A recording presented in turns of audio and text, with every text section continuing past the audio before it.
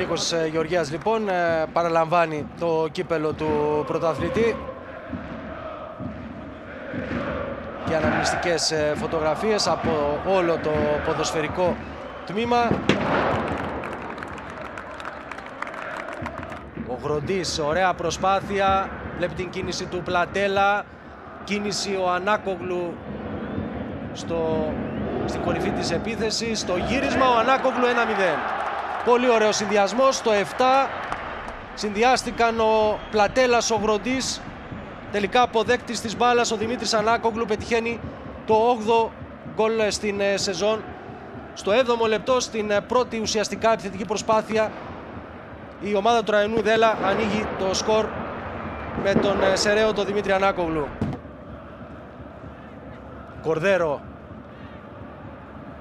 Ωραία για τον Πεταβράκη, σώζει όμως ο Τσαϊλάκης. Κορδέρο.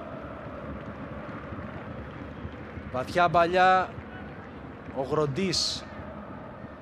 Στο ύψος του πέναλτι ο Πλατέλας αμέσως το βολέ χωρίς δύναμη, μπλοκάρει ο Τσαϊλάκης στο 29. Κορδέρο για τον Πεταβράκη.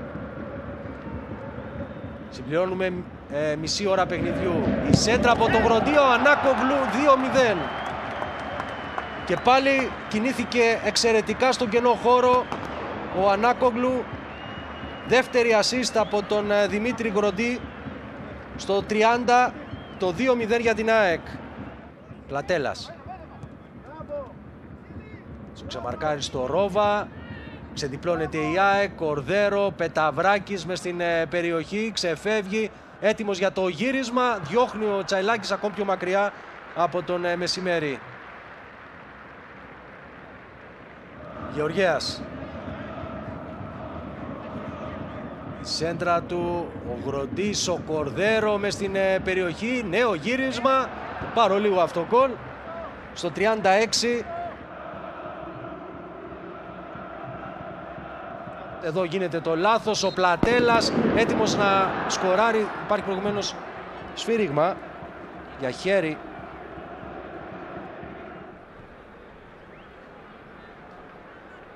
Αλλά πάει δεξιά, ο Πλατέλας μες στην περιοχή, το shoot out. Πρώτη καλή στιγμή με την έναρξη της επανάληψης για την ΑΕΚ. Πανακάκης για τον Χαμηλοθόρη. Μπάλα στον αρχηγό τον Κατσάνη, ξέφυγε από τον Πεταβράκη, ξέφυγε από τον Κορδέρο. Προσπαθεί ο Ρόβας.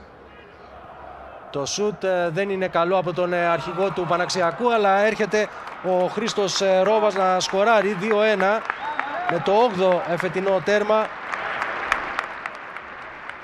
Εδώ το σουτ από τον Κατσάνη, κόντρα, υποφελεί το Ρόβας, πλασάρει τον Ντούνι. 2-1. Μειώνει η κυκλαδίτικη ομάδα. Παναξιακός που αναθάρισε μετά την μείωση του σκορ, επωφελείται βέβαια και από τις αλλαγές που έχει κάνει ο Τραϊανός Δέλλας. Ο Ρόβας πάνω από τα δοκάρια, μπάλα έχει κοντράρει, είναι κόρνερ. Ο Βασίλης Ρόβας θα εκτελέσει αυτό το φάουλ για την ΑΕΚ στο 67. Με πολλά φάλτσα, επικίνδυνα εκτελεσμένο, ο Κορδέρο την κεφαλιά out.